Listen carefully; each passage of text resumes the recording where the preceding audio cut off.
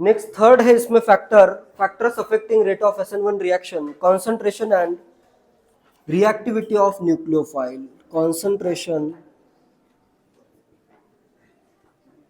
and reactivity of nucleophile. कैसे affect होगा ये? न्यूक्लियोफिलिसिटी अगर बढ़ती है तो रेट बढ़ेगा या कम होगा?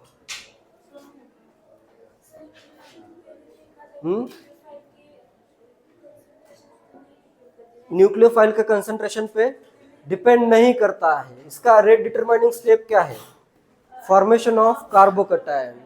तो इसमें न्यूक्लियोफाइल की रिएक्टिविटी या कॉन्सेंट्रेशन पे रेट डिपेंड करेगा ही नहीं, क्योंकि nucleophile is not involve in rate determining step. Rate determining step में न्यूक्लियोफाइल इन्वॉल्व नहीं है, तो अपने पास रेट इज इक्वल टू क्या आता है? रेट इज इक्वल टू के into concentration of alkyl halide. Nucleophile का इधर कोई रोल ही नहीं है, ठीक है। पॉइंट लिखो, because the nucleophile comes into play, because the nucleophile comes into play after the RDS rate determining step, because the nucleophile comes into play after the RDS, the reactivity of nucleophile, the reactivity of nucleophile, reactivity और concentration भी लिख दो साथ ही में। The reactivity or concentration of nucleophile has no effect on the rate of, the reactivity or concentration of nucleophile has no effect on the rate of SN1 reaction.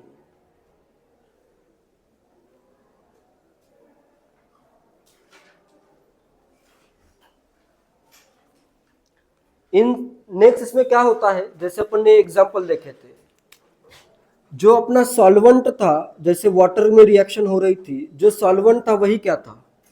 Nucleophile था। या फिर अगर मेरे पास है CH3OH मिथेनॉल है, यही solvent, यही nucleophile. तो SN1 में जनरली क्या होता है? सॉल्वेंट ही न्यूक्लियोफाइल होता है, ठीक है। तो इस टाइप के रिएक्शन को कहते हैं सॉल्वोलिसिस। ब्रेकिंग लिसिस का मतलब क्या होता है? Breaking of bond, breaking of bond using the solvent, solvolysis भी इसको कहते हैं। पॉइंट लिखो next, in some SN1 reaction, in some SN1 reaction the solvent is the nucleophile. In some SN1 reaction the solvent is the nucleophile. When the solvent is the nucleophile, the reaction is called solvolysis reaction. When the solvent is the nucleophile, the reaction is called a solvolysis reaction. The reaction is called the solvolysis reaction.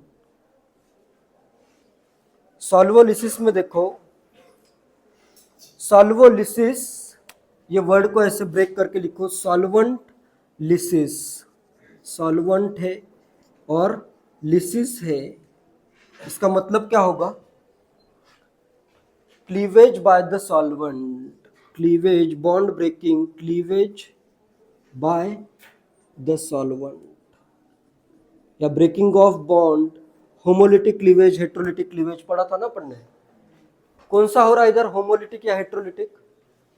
Heterolytic cleavage होगा, ठीक है, bye the solvent. इसमें अभी solvent और solvolysis के लिए कुछ name आते हैं, जैसे इधर मैं लिखता हूं सॉल्वेंट और इधर मैं लिखता हूं सॉल्वोलिसिस के लिए क्या नेम है। सॉल्वेंट जैसे है वाटर, साथ ही में नोट करो, बहुत इजी है, तो इसका नेम क्या होगा? सॉल्वोलिसिस के लिए हाइड्रोलिसिस आएगा, हाइड्रोलिसिस आएगा ना, हाइड्रोलिसिस। नेक्स्ट अगर यहाँ पे आता है अल्कोहल तो अल्कोहलिसिस आता है, मिथेनॉल कर देता हूँ तो इसका नेम हो जाएगा मिथेनोलिसिस। नेक्स्ट अगर है इधर अमोनिया तो इधर आ जाता है अमोनोलिसिस, अमोनोलिसिस। एसिटिक एसिड अगर है CH3COOH, एसेटोलिसिस, एसिटिक एसिड एसेटोलिसिस। कभी कभी सॉल्वेंट मेंशन नहीं होता है, जैसे आया question the methanolysis of tertiary butyl bromide gives, क्या यूज करोगे तुम? मिथेनॉल यूज करोगे। ठीक है, क्लियर है ये? जैसे कुछ एग्जांपल भी देता हूं, 3 एग्जांपल देता हूं, वो सॉल्व करो। Concentration and reactivity of nucleophile third factor हुआ। जैसे अगर मैं सिंपल रिएक्शंस देता हूं, CH3 का अगर मैं हाइड्रोलिसिस करूं H2O तो क्या प्रोडक्ट बनेगा? सेकेंड में कर देता हूं CH3 इसका मैं कर देता हूं इथेनोलिसिस कर देता हूं। ठीक है, इथेनॉल से क्या होगा? इथेनोलिसिस। एंड नेक्स्ट मैं कर देता हूं इसी का फॉर्मिक एसिड के साथ रिएक्शन कर देता हूं, CH3CCl HCOOH।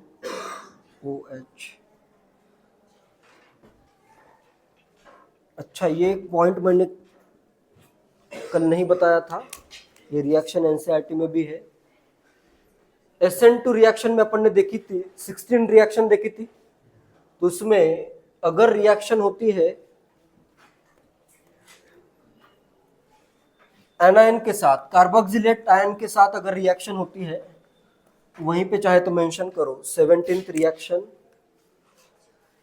R है, X है, इसकी रिएक्शन अगर मैं करूं R-COOAG या R-COONA के साथ, तो इसमें क्या होगा?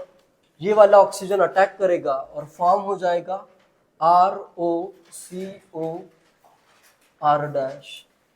ईस्टर फॉर्म होगा। ठीक है, सिल्वर कार्बोक्सिलेट या फिर सोडियम कार्बोक्सिलेट के साथ क्या फॉर्म होता है?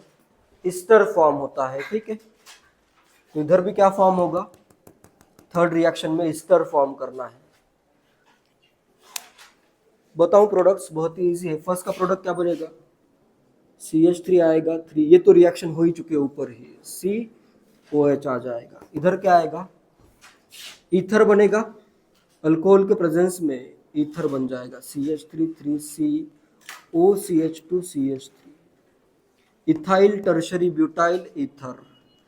यहाँ पे क्या फॉर्म होगा? CH3 इस कार्बन का बॉन्ड फॉर्म होगा इस ऑक्सीजन के साथ, एक बॉन्ड नहीं, इधर करता हूं COCOH, ईस्टर फॉर्म होगा ये। ठीक है, क्लियर है ये? प्रोडक्ट्स क्लियर है?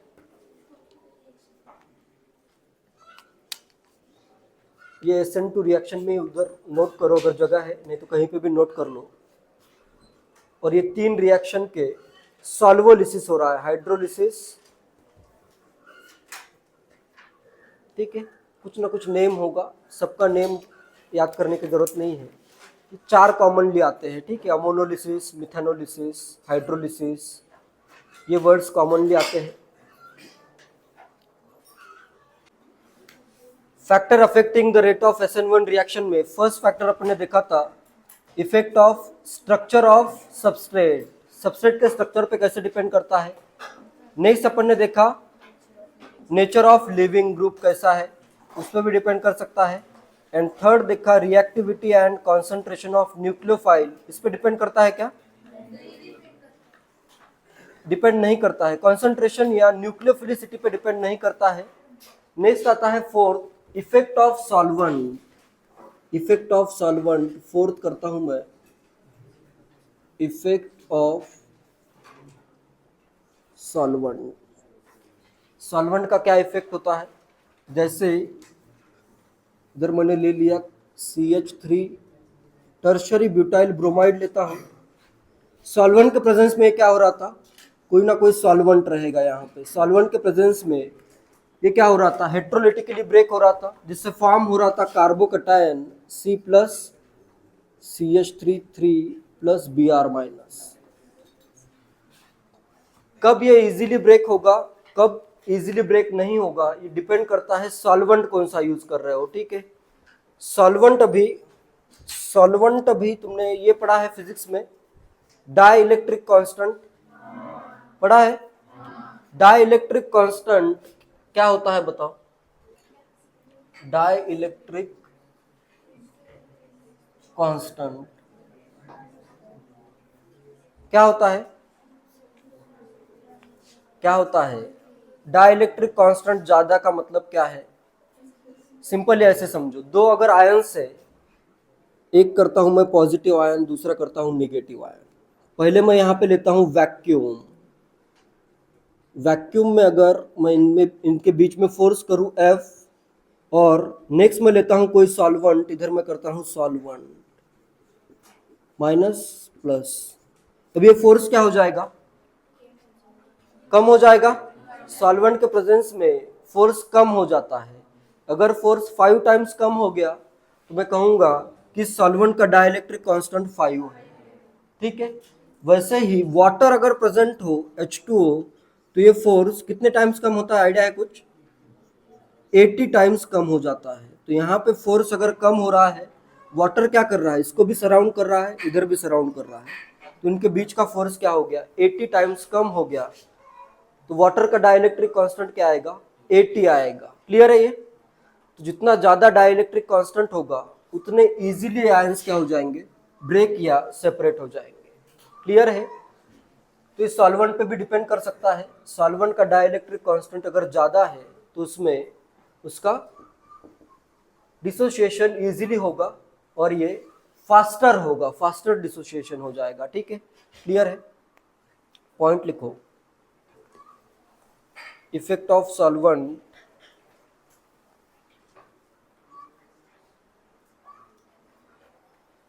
तो किसका जनरली ज्यादा होता है डाइलेक्ट्रिक कांस्टेंट, या कौन से आयंस इसको ज्यादा सॉल्वेट करेंगे, पोलर प्रोटिक या polar aprotic?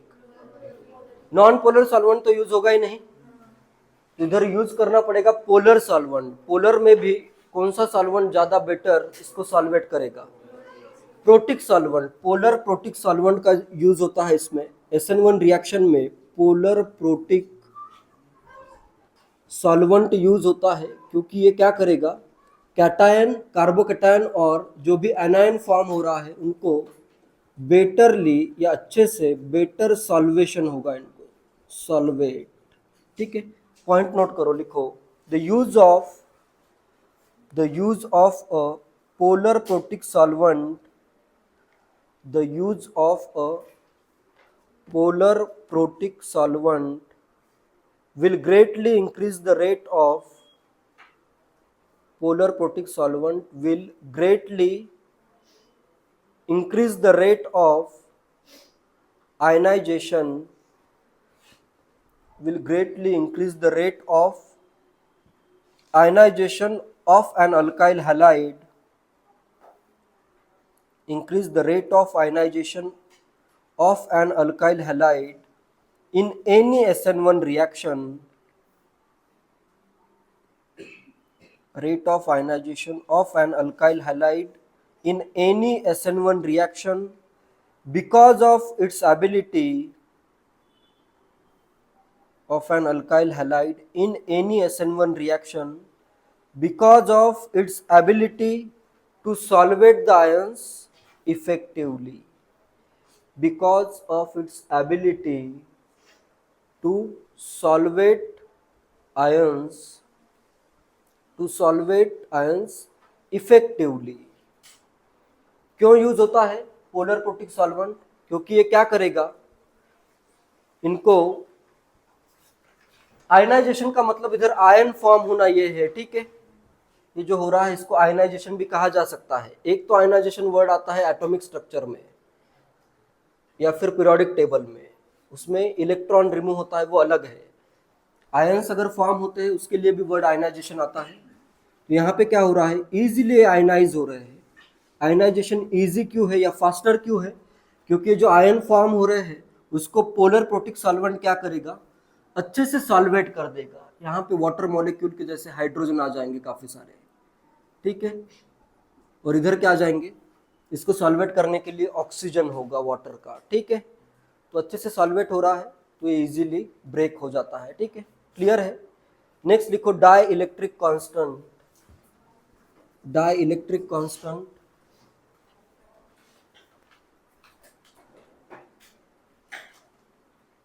Die electric constant chemistry में कैसे यूज होता है, लिखो dielectric constant, it is a measure, dielectric constant, it is a measure of the solvent's ability, it is a measure of the solvent's ability to insulate, measure of the solvent's ability to insulate or separate, to insulate or separate opposite charges, insulate or separate opposite charges from each other,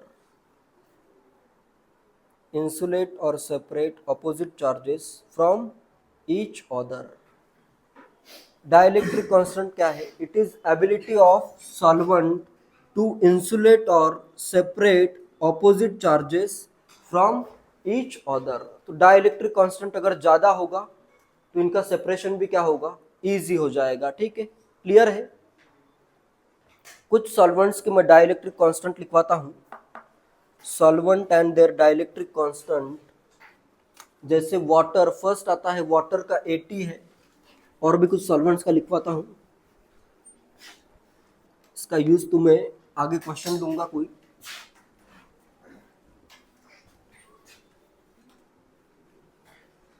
दो column बना दो, dielectric solvent and dielectric constant, solvent और उसका dielectric constant. Water के लिए first मैं कर देता हूं वाटर, वाटर के लिए वैल्यू आती है 80, ठीक है। नेक्स्ट फॉर्मिक एसिड के लिए है 59, चाहे तो फॉर्मूला लिख देता हूं इनका, HCOH, नेम तो तुम्हें पता ही है, सिंपल फॉर्मिक एसिड का 59। एंड नेक्स्ट है डाइमिथाइल सल्फॉक्साइड, DMSO का है 49, CH3SO CH3, dimethyl DMSO, dimethyl sulphoxide का है 49। फोर्थ मीथेनॉल का है 33, CH3OH, methanol 33, ethanol 24, CH3CH2OH, ethanol का 24, एसेटोन 21, CH3COCH3, नेम लिखवाने की जरूरत है। एसेटोन का 21 एंड एसिटिक एसिड का 6, CH3COH, एसिटिक एसिड का कितना है, डाइलेक्ट्रिक कांस्टेंट 6 है। जितना ज़्यादा डाइलेक्ट्रिक कांस्टेंट होगा उतना इजीली ये सेपरेट हो सकते हैं, ठीक है। और SN1 रिएक्शन में मेनली क्या यूज करना है तुम्हें, पोलर प्रोटिक सॉल्वेंट यूज करना है, ठीक है, क्योंकि वो अच्छे से आयन सेपरेट या कार्बोकैटायन फॉर्म हुआ उसको अच्छे से सॉल्वेट करेगा, ठीक है। इसमें से कौन सा यूज नहीं होगा, कौन कौन से यूज नहीं होंगे, SN1 के लिए कौन से यूज नहीं होंगे, वाटर यूज हो सकता है, फॉर्मिक एसिड हो सकता है, DMSO ये नहीं यूज होगा, SN1 में ये नहीं यूज होगा। और कौन सा यूज नहीं होगा? एसीटोन भी यूज नहीं होगा। एसीटोन भी क्या है? पोलर अप्रोटिक है। ये छोड़ के बाकी के यूज किए जा सकते हैं। ठीक है।